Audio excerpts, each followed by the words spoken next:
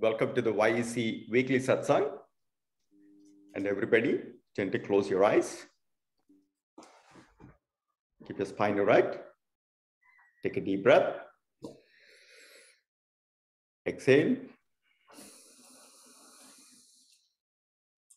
We'll begin today's session with the opening chant.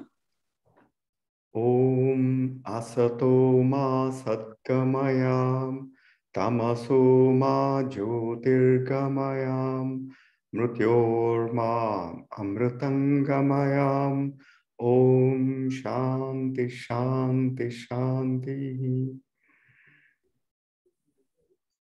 Wow, what an amazing day, amazing day. And this is what I've been waiting for quite some time. And this is today, we are kicking off our first YEC, the 10 YEC panel discussion with an interesting topic, which is perhaps the most topical theme that we are exploring with this genesis of the YEC. It's about exploring the dimensions of inclusive entrepreneurial mindset. I know there are a lot of words there, but I'm joined by very distinguished, all of them I consider as my gurus, my pal gurus, and they're the best friends, and they help me shape who I am today. Starts with Rajesh, Setty, and Naveen Lakur, Paul Kirch, and Kiruba, and they are going to be the panelists for today's discussion. So in a moment, I'll let everybody introduce themselves. And this is just a fun, open thing. We are here to explore the different dimensions from our own empirical life experiences about what a true entrepreneurial mindset is. So let's ready for the party. So let's start with Rajesh. You want to introduce yourself? Namaskaram, everyone. I'm definitely not what Srini is telling. I'm a student, work in progress. I guarantee my work and progress is left to God. That's how I think of myself.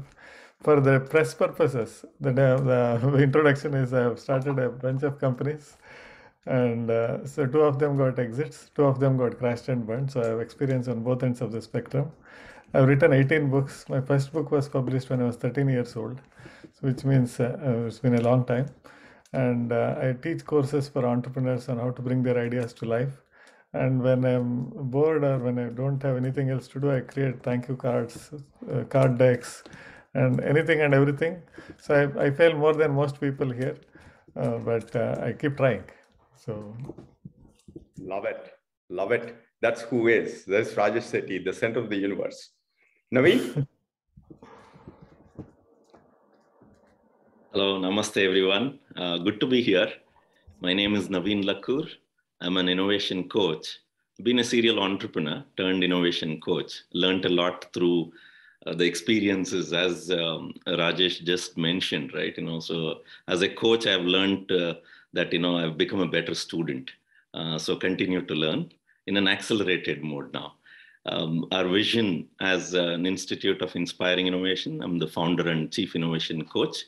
Our vision is to enable 1 million people around the world who have this interest to be the new age leaders. And we believe that new age leadership is going to be driven by innovation, intrapreneurship, and entrepreneurship. I think that potential is there in every person. We need to nurture that. I'm committed for that. Love it. Paul? I'm Paul Kirch. I'm the founder of Boss Academy, which is a platform that helps entrepreneurs accelerate their growth. And I can relate very much to what Raj said about failing. And I think, as entrepreneurs, often it's through failure that we grow the most because we learn to adapt and we learn to keep moving. And I think that's just one of the greatest lessons I've learned. And if Raj, if you're the student, I'm the student of the student. So I thank you for all you've done to support me, but I'm looking forward to this. Paul, thank you so much. And Paul lives in Frisco, Texas, for those people who are in Texas. Paul, I did not know that there is a competition for students. So somebody is a student and somebody is a student of students, and then I would have to go, a level below. So Kiruba, sorry, go ahead. I think you and I switch levels sometimes. So.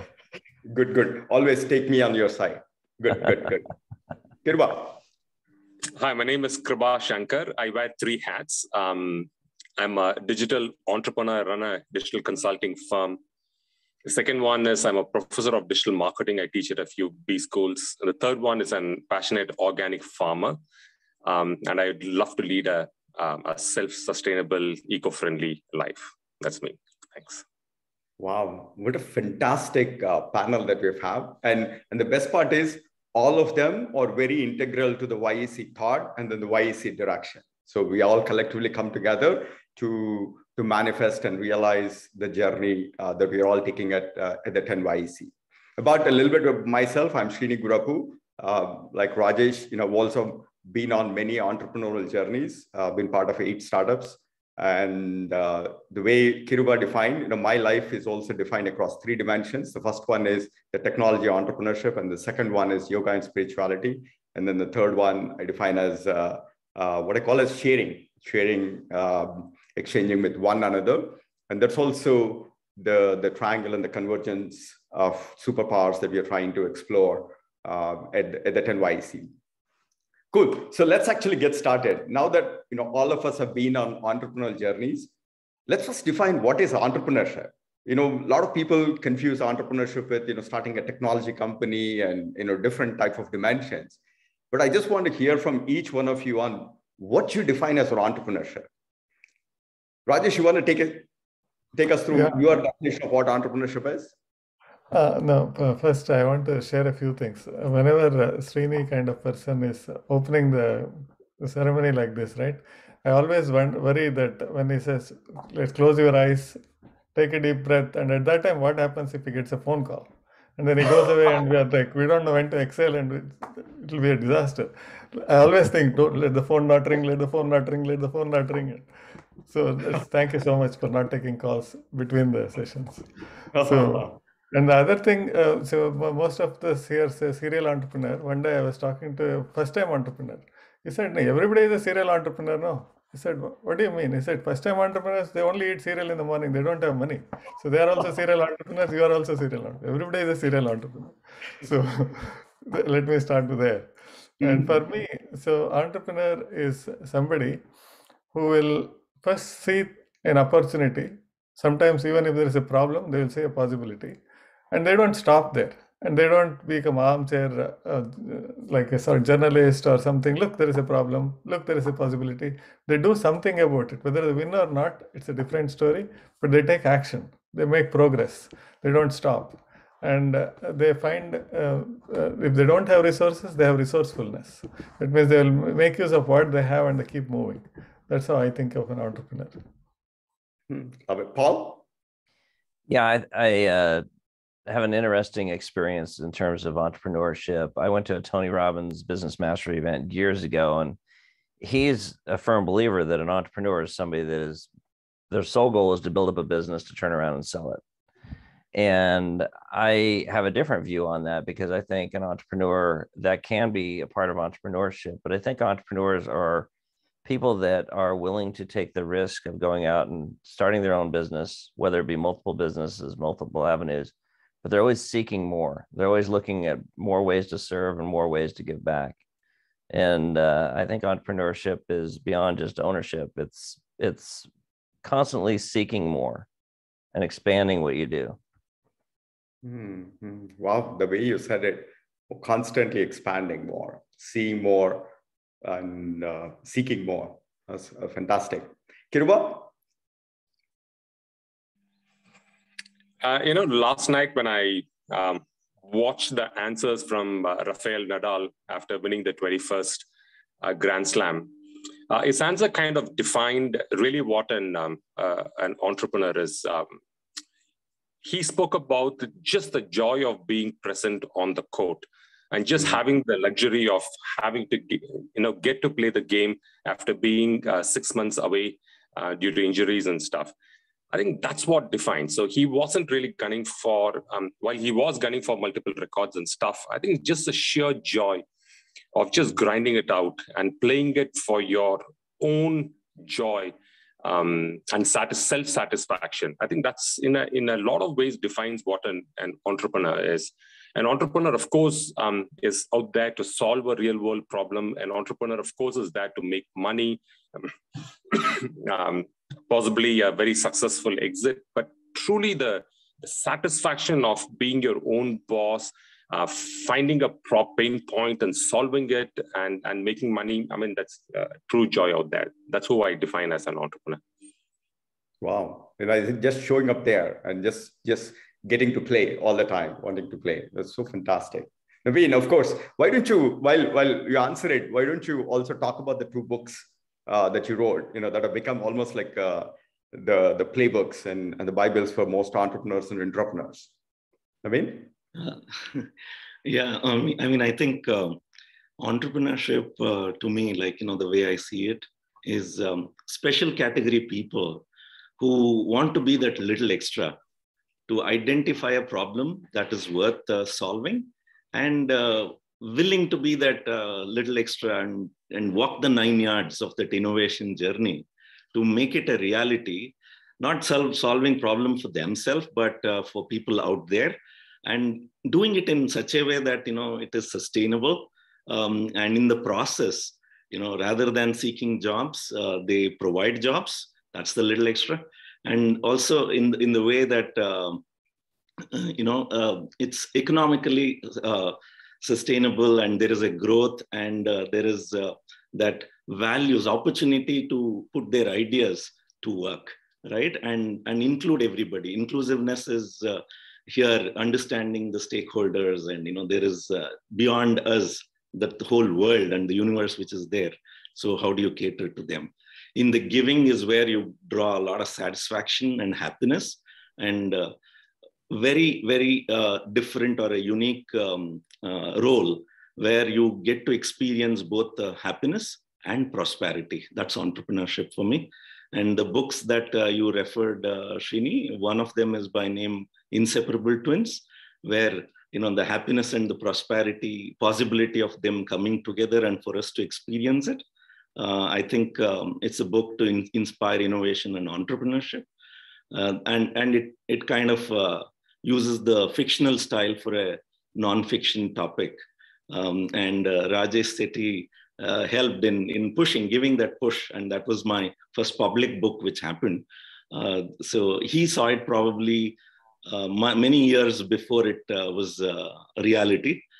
So it itself taught me a lot of entrepreneurial lessons while doing it.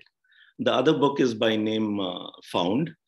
Found is an acronym for a framework for finding ideas. Brilliant people, smart people have a lot of ideas, but not all ideas have business in it. So if somebody is interested in embarking on an entrepreneurial journey, then they need to pick an idea which has higher winning potential. So this book helps in that framework and science towards ideation. And the other book is by name A Little Extra. So it's distinctions between ordinary and extraordinary. And the secret there is a little extra. Generally, people think for extraordinary results, you need to be extraordinary. Actually, that's a myth. The secret is just a little extra, and which we can all be. So these are the 3 books in the public market. And there's other one which was made specifically for those who wanted to embark on an entrepreneurial journey. So that's the other one. Love it, love it, love it.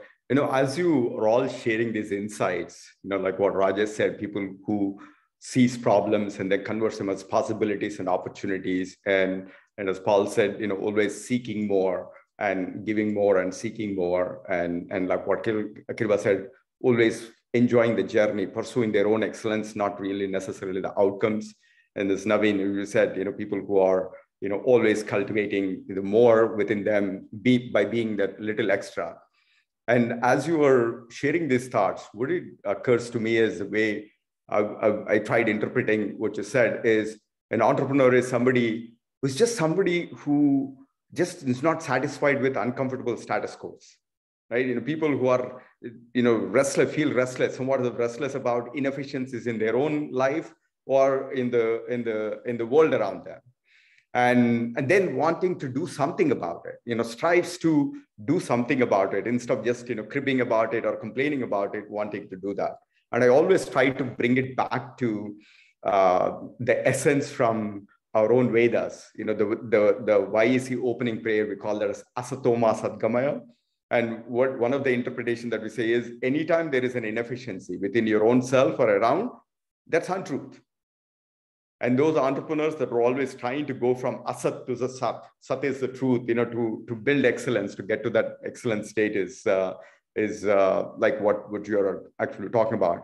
And one day Rajesh actually told me, your words, I know I steal most of your words, Rajesh. And the thing is, entrepreneurs have that see more capability, wanting to see the problems and converting them to an opportunity. And Naveen, I think, this is what you refer to, sight to vision. And then do more. People then, bias for action and wanting to do more, and then seek more excellence for everyone.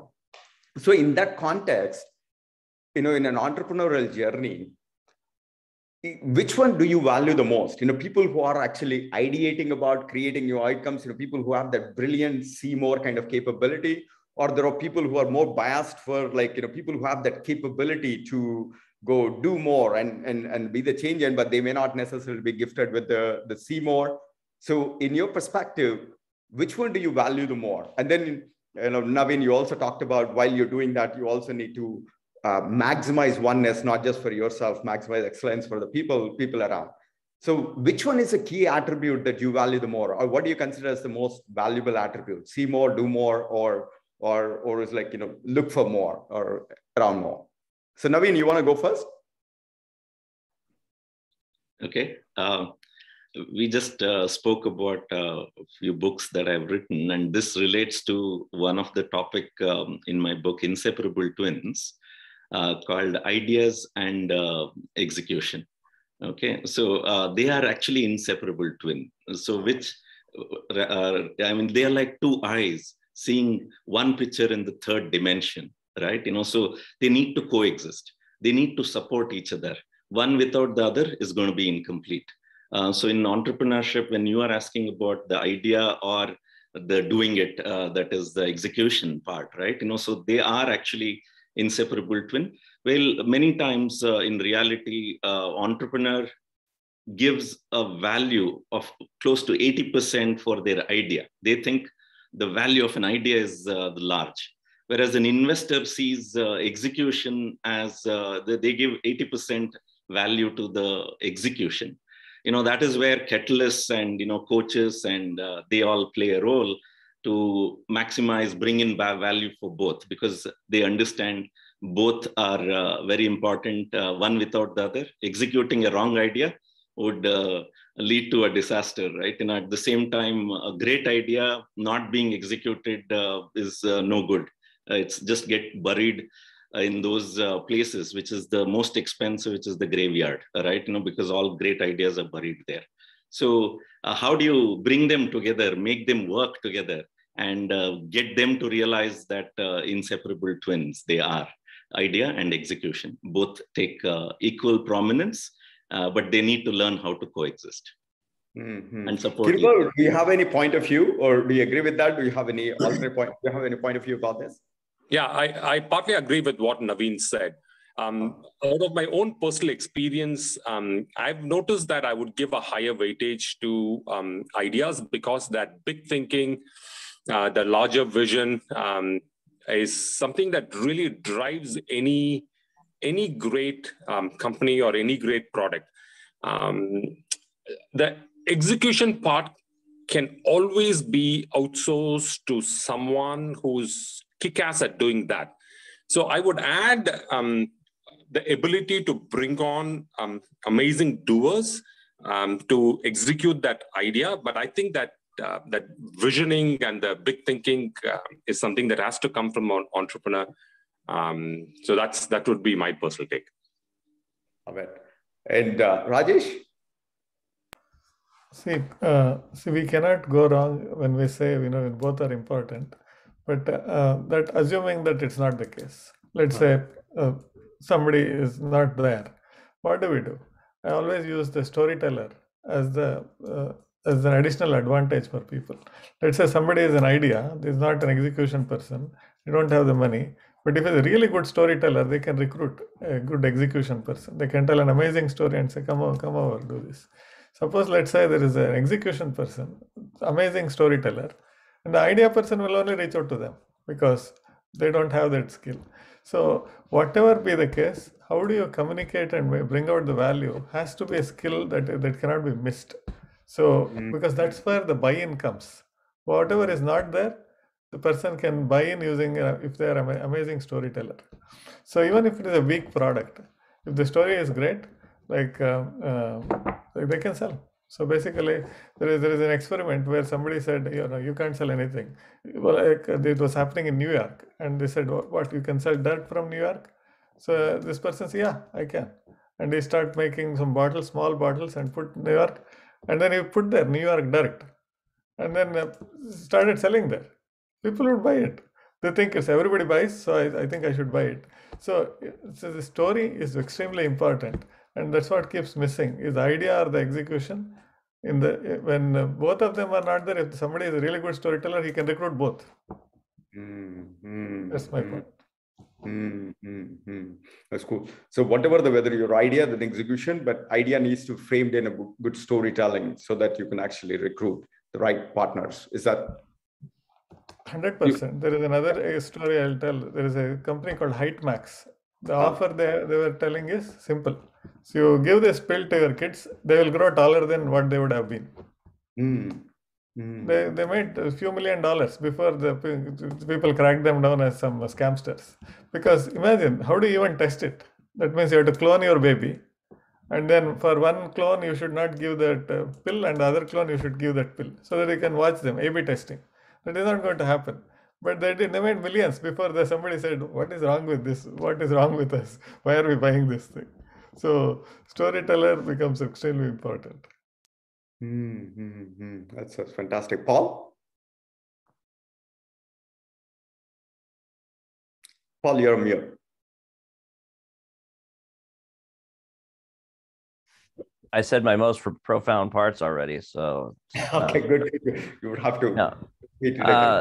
I mean, it's an interesting topic because everything that was said, I think there's great truth in all those points. However, one of the biggest hurdles in entrepreneurship, especially with people that are getting started, I think without an idea, there is no company, right? So there has to be the idea portion. Being a good storyteller is a great skill to have, but it comes down to one important fact, and I think that it's often at the smallest level the most important thing, and that's taking action. I create a webinar and I have a program called Action Over Analysis, and the whole concept behind it is if you're sitting still, you can't succeed. You have to be moving forward. There's this video of this woman running a marathon, and she gets to the end, and she's elderly. She's late 60s, and she falls and she picks herself up about 100 yards from the finish line, and people are coming out to help her up, and she waves them off. She wants to do it herself, and she gets up, but at this point her ankle's given out, and she falls again, and she picks herself up and falls forward again, and finally she lets some people help her, but eventually she hobbles across the finish line. And it always makes me think of the idea that you can fall down forward, but as long as you keep moving forward, you're going to reach the finish line. And all those storytelling, ideation, extremely important. But I've seen so many people succeed that have less skills than other people. And I've actually witnessed this myself. I've faced this where I've had somebody go, man, they don't have as much experience as I do. They don't have as much knowledge, but look what they're doing. But it's because they were moving forward when at that time, maybe I was sitting still. I was sitting there getting bogged down by my thoughts and my fears. So I think it all comes down to we have to be moving forward, or we're never going to reach that finish line. That's an interesting thing. And from my own experience, what has happened, or at least in the startup kind of a journey, idea used to be premium, which is like, what is the unique insight that you had? And then people used to guard that, like the secret, and then you go and build it out and then you launch it. But in the most recent, the past 10 years, what I've realized is almost all of them, at least in the Valley, you operate like all the ideas are public. In fact, when you go pitch to all the VCs, there is no, non-disclosure or anything. It's almost like everybody's short-circuiting everybody. In fact, when I go talk to somebody, it's like, hey, the other guy is funding this company. They are actually approaching this way. So it's almost like in the Valley, you operate as if like everybody knows what you're doing. The only advantage that you have, your ability to execute. You have some unique go-to-market approach, or you have certain things that you can actually have something that is unique, that you can actually make it more manifestation. Right. So that's one thing. I'm not saying this or that, but this is one way it kind of transformed. Like, that's one of the reasons why, like, for example, when we build the cloud security company, each firm wants to take a piece at it. We are also going to build the same thing. Everybody knows what they're trying to build. But over the course of the 10 years, like in the previous market that we did, the execution things changes. There's one company, Cypher Cloud, I think at one time they were $1 billion valuation. Then they went down to 200K. Then, my company, we became like, 720 million in the end. And then, but the person who started late, who stayed on for a long time, now they are like a $10 billion plus company. They became the market trend.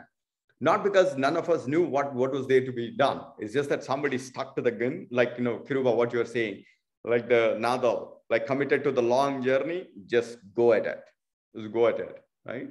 So that's one. But of course, the companies like Apple, they take a lot of secret in their idea, and then you only see it when a watch comes out or something. There you literally have that idea coupled with an execution, gets there, like what Naveen was saying, inseparable twins.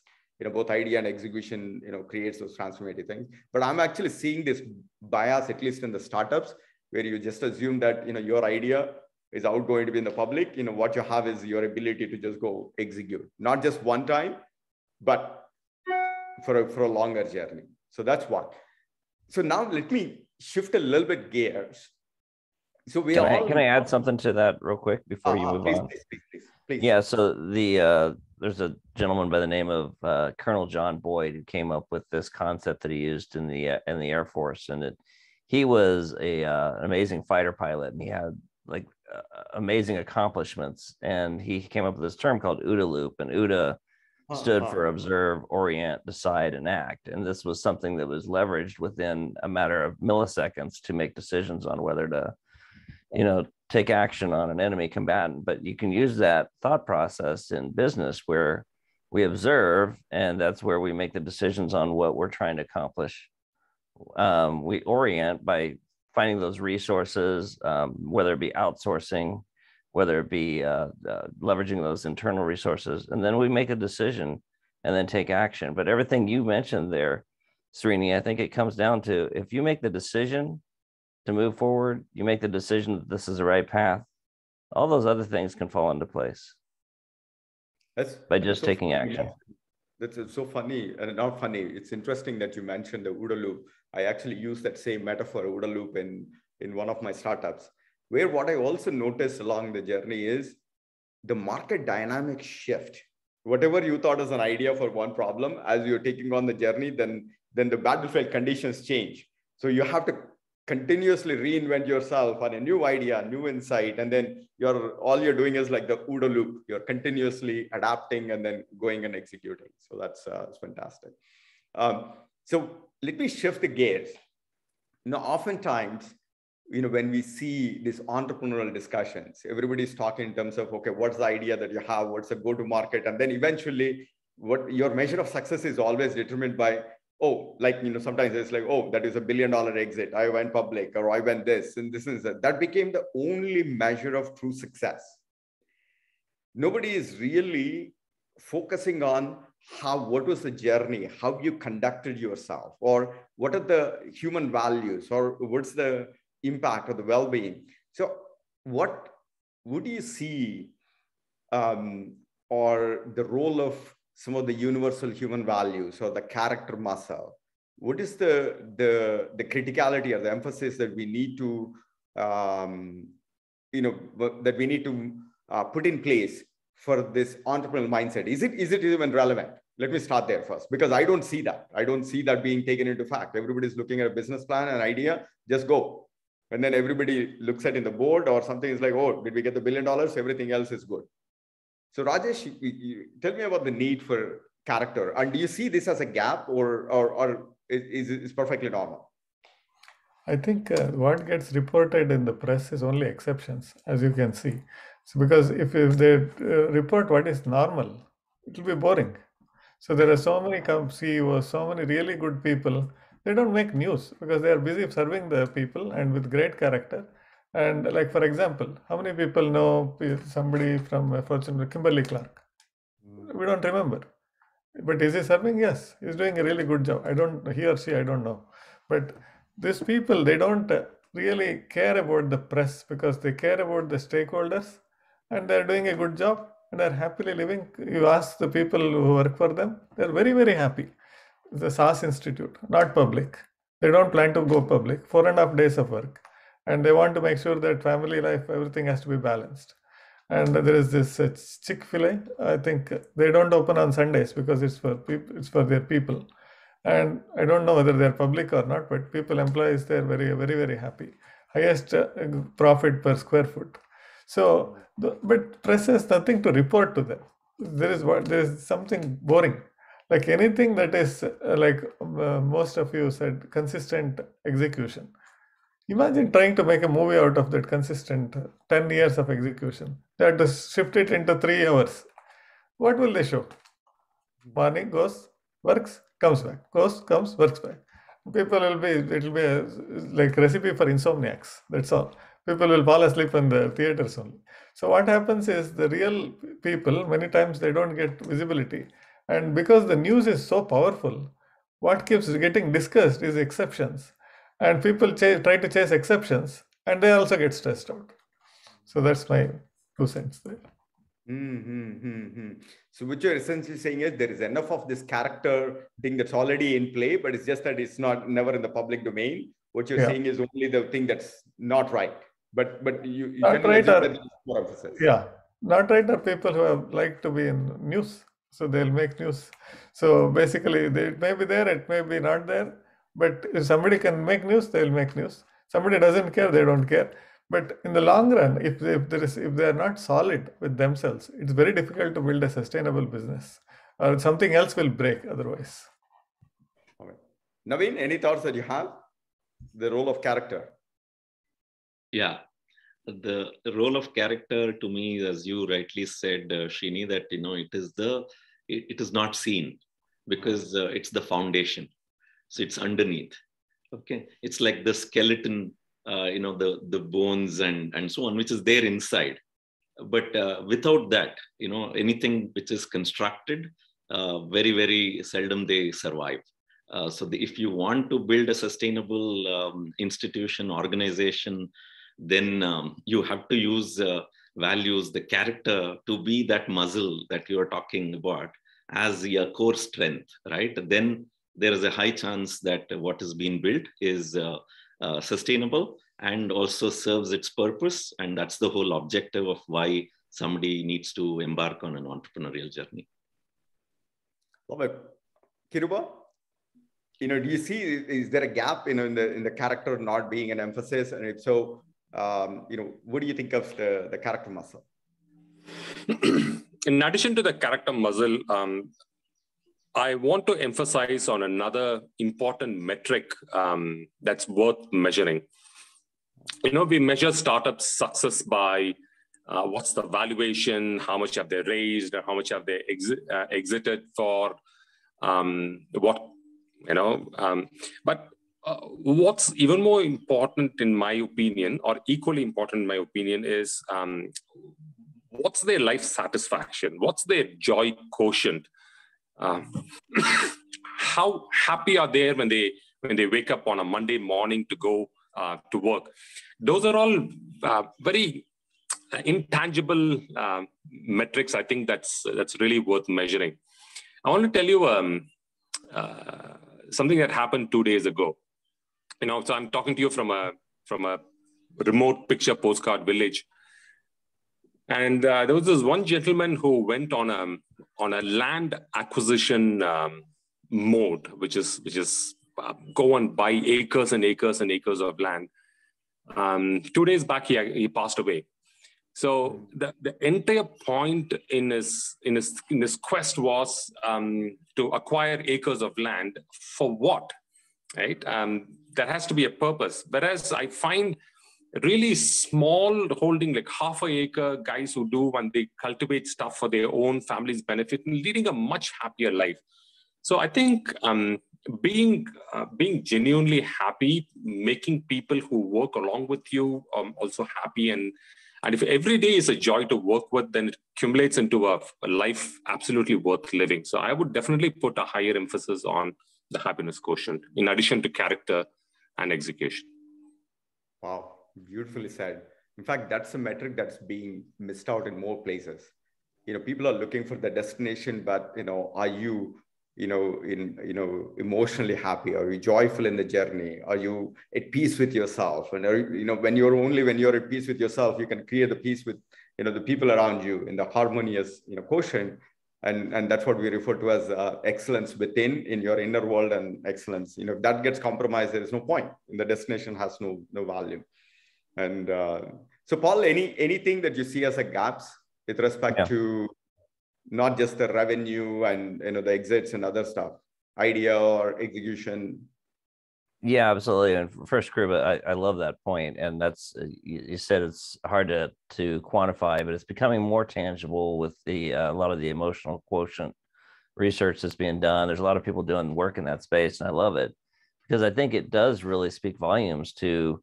I worked for the Gallup organization for 10 years, and we used to do a lot of research on deciding whether or not you were going to be a fit for a role because you were going to be happy in that role, because at the end of the day, that means so much. But yeah, for me, I think, Rajesh, to your point, I think some of the exceptions are misreported because often we hear the story of success overnight, right? Overnight success. A lot of overnight successes took 10, 15, 20 years, a lot of struggles, failed businesses. There's a book called Getting There, a Book of Mentors by Jillian Zoe Siegel. And in there, she interviewed, I don't remember how many entrepreneurs she interviewed, but multi-billionaires that had a lot of success on their resume, but they all went through breaking points.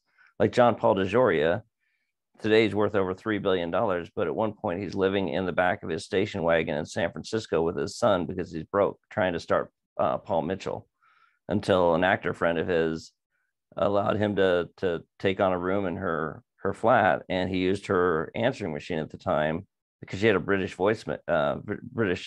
accent, and he thought it made it sound really professional. But that's how he started Paul Mitchell. He was down to his last dollars.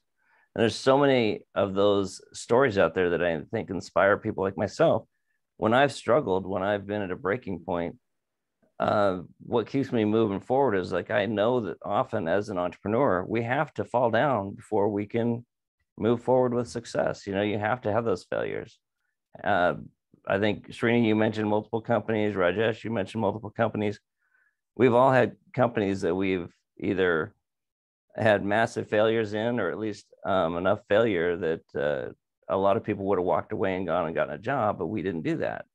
And I think one of the biggest character opportunities for entrepreneurs, and a lot of times we don't even know we have it until we're in the middle of it, is we're not willing to give up if we truly believe in what we're doing.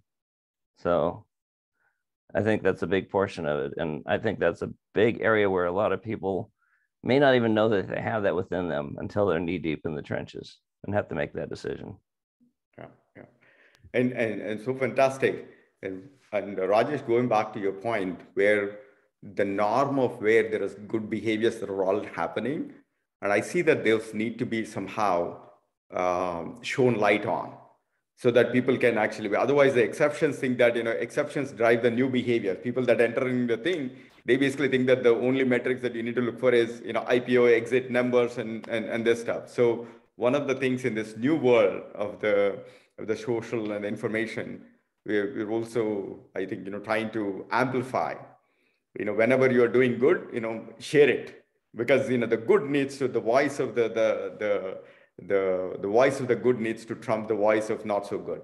So I think that's one of the takeaways that I've actually taken. Going back to what Naveen, Paul, and Kiruba said, what I'm now seeing is it's not just about the metrics, but everybody, we all have collective responsibility for environment. In the pursuit of just making revenue and the customers, what we have done is we neglected some of our own existence, our own well-being.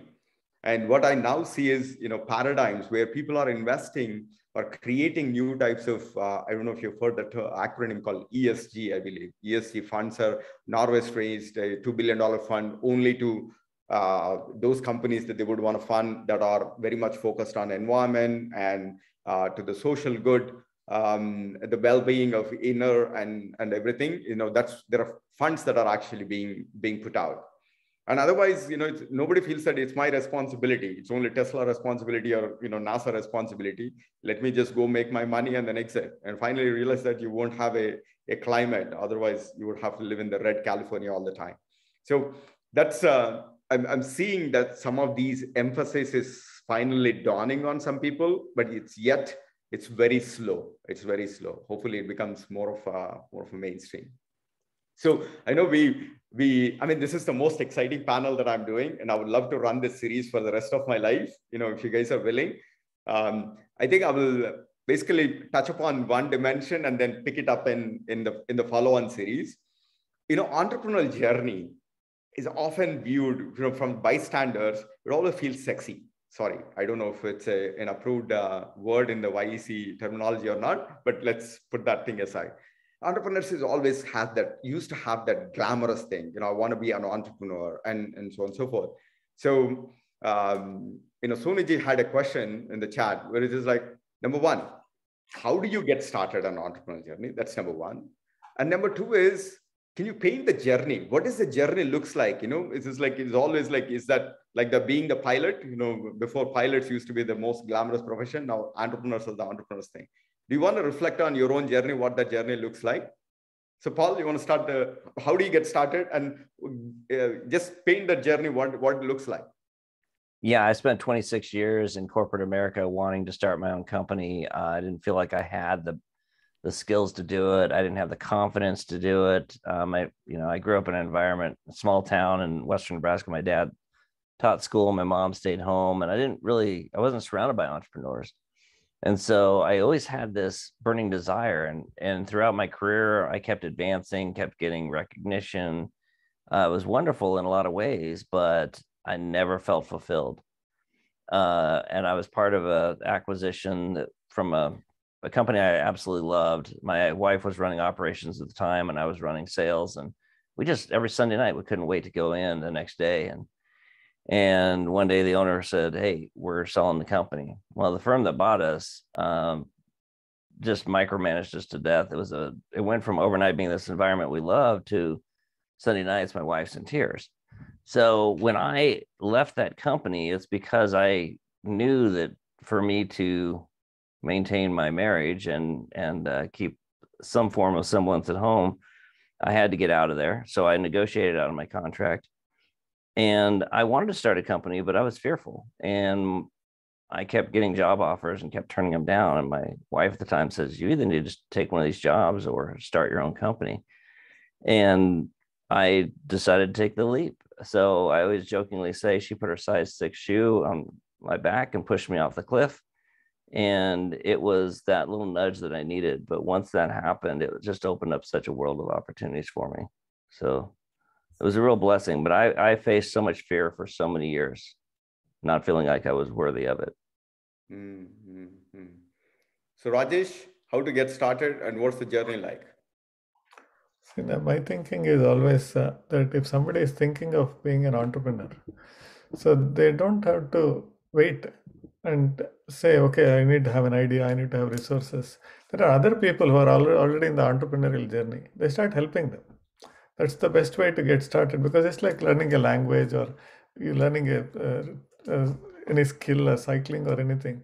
How can somebody stay on the side and try to say, okay, I can be on the other side without practicing? So practicing is easy. All these entrepreneurs are already struggling for resources. If the brain power is there, why not start helping them? So what happens? At that time, they get into the real conversations of what's happening with the entrepreneurship. What is it really like? So rather than asking, I'm thinking, why don't we get immersed in it? So then they'll see the real life, and then sometimes they say, this is not for me. Or sometimes I said, this is what I was waiting for. So then it becomes an easy transition. That's how I say it. And some easy way to explain the journey is you just have to have the necessary conviction to stay alive until you get lucky. That's how I think about it. Right. So basically, someday your match will happen.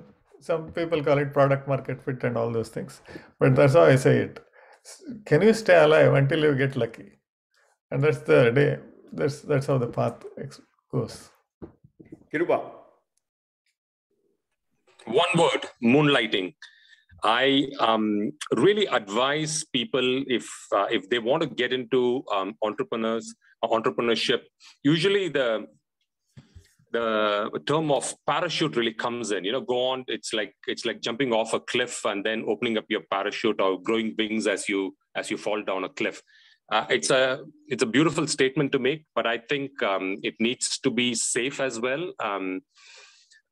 So while people are working in the corporate world, I actually, it might be a good idea for people to try things in the evenings or over the weekends and get a sense and feel of how's it working. And even if there's a semblance of hope where they hit a rich vein, and then it's worth taking that leap of faith and going inside. So that's the thing that happened for me. And there is no way that I would ever think of going back to the corporate world, because entrepreneurship is so much more fun and rewarding. Yeah, moonlighting.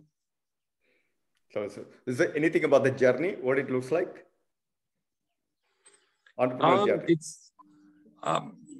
It's very interesting, especially in the initial parts of it, and it's young entrepreneurs needs to be warned. The first day of the month is something that they have to be very careful, because the first day of the month is when their bank ATM gets refilled with money. And as an entrepreneur, that's the worst day, because that's when all the money gets sucked out. So they need to be wary of that journey. But if you can wade through that initial part, it's just such an enriching, fulfilling life it gives you. Yeah. Naveen, how to get started and what it's like? Entrepreneurship journey is like, it's a creative journey. Imagine a roller coaster ride. For me, it looks like a roller coaster ride, and with no safety gears, right? But if that's a risk side. But on the other side, and the good news is that we are on the controls. So it's a creative journey. Love it. And what a beautiful way of showing this. The way that I actually summarize or understood this, for me, entrepreneurial journey is a mindset shift. In fact, all of us, every citizen on this planet, particularly people who are in the yoga, they need to be entrepreneurs. And that's our birthright, the deeper thing. Because what the entrepreneurship, as we were discussing, is a mindset where you don't want to be stuck in an inefficient state. If you don't like something about yourself, like, for example, you don't have health, or you're not unhappy, you're not happy with, how your thing is there. The fact that you want to do something about it, it's a mindset. And willingly, you would want to put yourself in an uncomfortable zone for something that's of meaning to you and this stuff. And that's what an entrepreneur mindset is, right? At some level, like what Mihaly Flow says. And once that is there, once you start doing that in your own life, in your family, in your community, applying that risk-taking ability for the greater outcome, or for the lack of tolerance for unfair status quos, then it naturally transitions, because the risk-taking ability is cultivated. The more you become risk-averse, the unfortunate thing is the risk is always there. It's just that, you are trying to duck around, but it's going to come and get you at some point. At some point, you have to stare at it, right? You have to face it.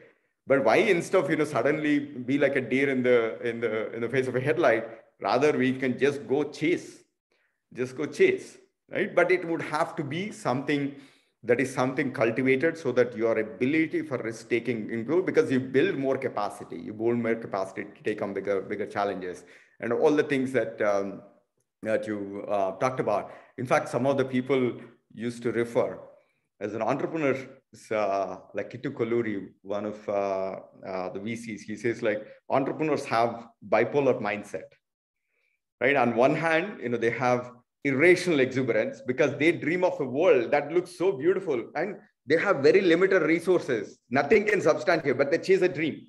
I'm going to go make something like, Airbnb. I'm going to disrupt the whole Expedia, or I'm going to, build something and then I'm going to disrupt the whole industry with 3 or 4 people with very limited resources. But they was like, oh, we're going to disrupt, Google, right? That irrational exuberance is one side. Maybe it's inseparable twins. And then the other side is, they're like a paranoid, the healthy paranoia. They basically come in is like, oh my God, how can I take on this? So you actually see them and the swings, like perhaps, Kiruba, what you're saying, every day of the month, and you see a sudden drag and your ATM suddenly looks like, oh my God, how am I going to survive? And then that's when the paranoia kind of sits in. It's like, how can I even make this? And then you shift to the other one, right? The inseparable twins of irrational exuberism and then the healthy paranoia. But sometimes we also see this. And I think, Kiruba, you said that at the beginning, like, like the Nadal, Rafael Nadal, right? Unless you willing to take that journey, some people who says like, entrepreneurship sometimes is just eating rocks. Because at the end of the day, what you're signing up for is limited resources, chasing on a mission, and the market conditions are changing and you have to continuously adapt. The thing that keeps you going is because you see a passion, you see a purpose, you have a bigger meaning. And that meaning is like, like what, Kiruba, if I were to use your story, because you see a bigger purpose in nature-centric living, you want to live in the farm and you put yourself to go out there, build your own vision and mission. Now it's serving so many people. Because you're willing to, because you draw a deeper purpose, right? The same thing that I see with Paul and Naveen and Rajesh and the deeper purpose. I think, first you have to connect with, or in my view, build that mindset progressively, starting with your own life and then gradually cultivate bigger risk-taking capability. Then connect with something that gives meaning to you. Not because I want to get to the entrepreneurial journey because I want to make $1 million. Then every time, the stock goes and up and down and stuff, you never know when you're going to make $1 million. But if you enjoy the journey, like what Kiruba was saying, I just want to be on the court. I just want to get to play. When you enjoy the journey as the destination, I think, that's when, you'll always be a winner. If not this, I'll be doing that. So that's one of the fantastic things. What a beautiful discussion. I think we should be doing this more often. Don't we all agree? Of course. Yeah, we'll continue. There's so many other dimensions to be explored. Particularly, I want to draw your insights on what's the real entrepreneurship versus social entrepreneurship, or the things need to be different. Do we need to have different mindsets or different metrics on the different dimensions? And then we'll also try and connect it back to the purpose of YEC. So let's wrap up for today's session. And before we let adjourn, Ramakant Garu, Soni Ji, and Vamshi Garu, do you have any questions for the panel? Or any thoughts? And no, it was just how do we say, the nectar and the juice. We were just showered into that. So I'm still awestruck with the silence and the joy of the discussion. Okay, now Rupa Garu. Let me. I just wanted to. Sorry, I didn't mean to cut you over, but I just wanted to thank everybody. Honestly, it felt like sitting in an MBA class. I've been meaning to pursue MBA. But Srini ji, thank you. And thank you, everybody, for giving us an insight about your journeys. I'm going to keep it long story short. When you said entrepreneurs are like bipolar personalities, it made me laugh because the first thing I want to do is fix the immigration system in the United States, like overnight. And the second thing is I work in higher education. So I want to reach out to like all schools and tell them the importance of going to college. But I know I can't do it overnight. So that just made me think that I want to change the world, like, overnight, but I can't. But I still want to do something that's going to, make a difference and bring the change and, move the dial. But this has been awesome, very refreshing. Thank you. Love it, love it. You took two very small problems and going after it. All the best. Thank you. Well, how do you eat an elephant? One bite at a time. Yeah. Oh, I see. One bite at a time, literally. That's wow. right. You have an audacious mission, eating an elephant. So, Kiruba, Vegetarians do not try this. Yeah, yeah. Vegetarians do not try this. Exactly. Is that the right. disclaimer? And what a beautiful thing. It's just an ad hoc thing, but that's what happens when you're surrounded by the experts and gifted people like Rajesh, Kiruba, Naveen, and Paul, and in their association, things just flow. So once again, thank you all for the fantastic insights. We'll continue the series. We'll all bring in more insights and just enrich ourselves, just enjoy our company. Yep. Thank you all. Thank you so much. Thanks. Bye. Thank you. Good night.